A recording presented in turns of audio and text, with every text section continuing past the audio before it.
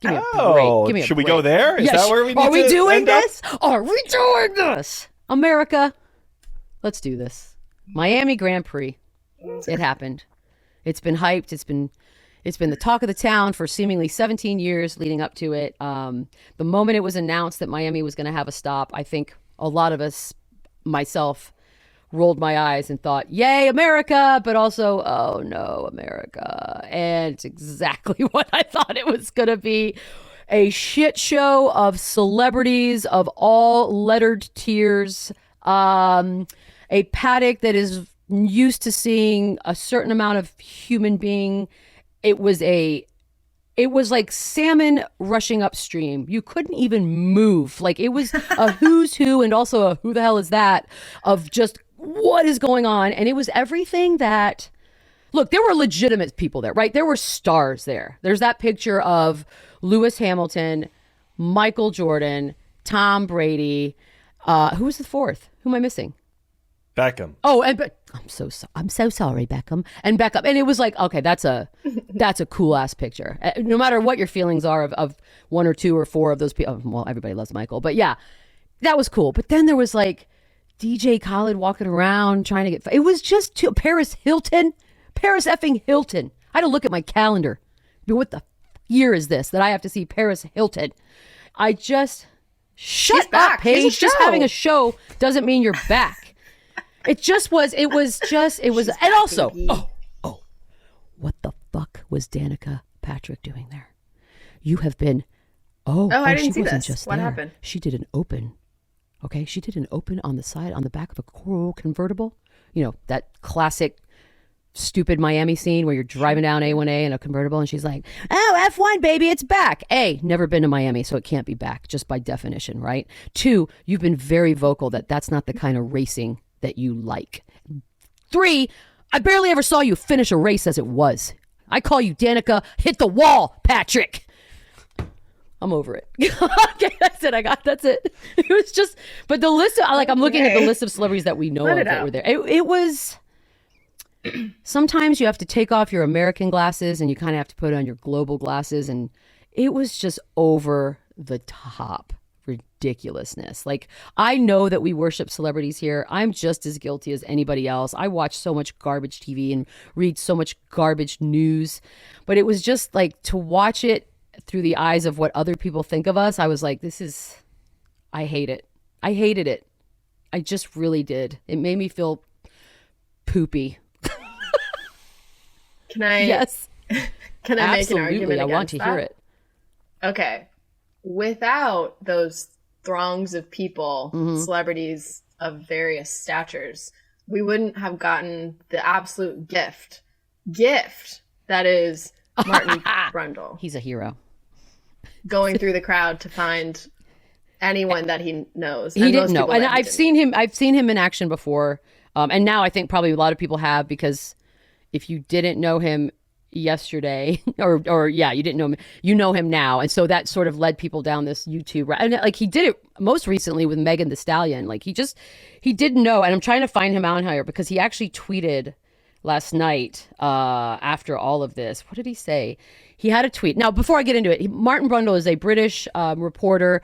He's the guy that does the pre-race where he's basically on the track and he's with a cameraman. And by the way, this cameraman is also a badass because there's no hesitation. And they're weaving in and out of people. Yeah. And usually he's looking for racers. He's looking for the drivers. He's looking for anybody having to do with the teams.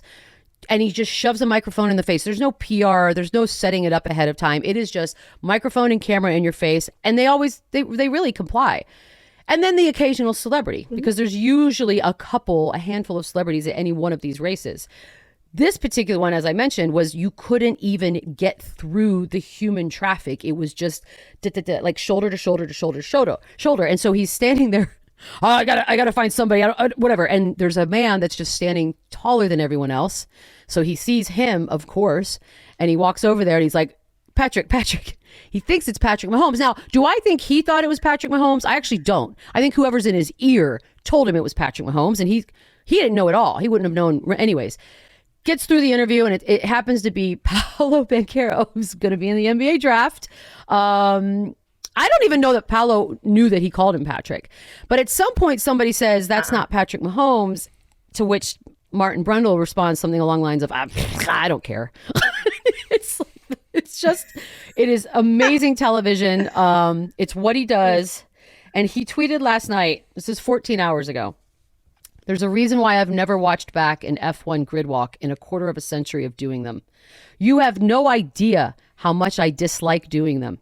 But somehow those crazy moments have defined my professional career. This emoji. Oh, well, that's the way it is. Hey, man. Oh, that like makes me sad, kind of.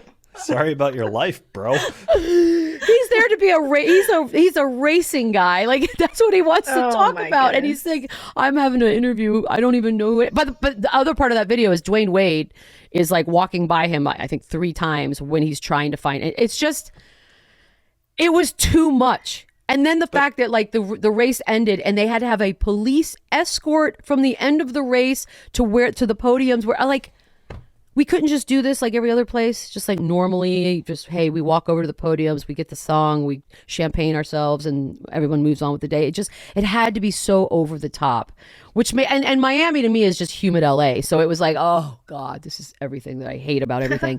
And now I imagine Vegas will be just as cluster effy, like, right? But to me, Miami is such a sceney place. Sure. Like it's a fake it till you make it. You know, pretend like you're a celebrity even if you're not kind of place. Yeah, and it just, I don't know. Am I being a dick? Like, was it not too much? I want your thoughts on. I thought it was strange, like all of the like football related advertisements, right? Like they had all the drivers in like football uniforms or like on a football. That seems insane to me. Like and Miami, I wouldn't say is like a football. No, just because the stadium was the backdrop. Maybe I don't. Well, also these kids aren't watching American football. None of them are watching American football. The broadcasters either. Yeah, right. Like it was. This sport is growing here, right? There's no arguing that. Now, whether this boom continues or whether this is just a momentary blip on the radar of sports for American fans, time will tell. But the almost sort of arrogant Americanization of the weekend for something that has existed for decades, and we've ignored it as a collective sports fan unit. And now all of a sudden, by the way, I'm in this. I'm 100% guilty of being in this group of people. We watched a Netflix series and now we're kind of into it and we're watching these races. The football tie-ins, the celebrity tie-ins, the ridiculousness of how everything had to be so grandiose. It was just like, how about this? We just got invited to this dinner party. Okay. We are at the kids' table right now. Maybe we just quietly sit there and be part of the conversation and learn a little more instead of being obnoxious dickbags like we always apparently have to be. Maybe I'm Canadian. I don't know. I don't know anymore.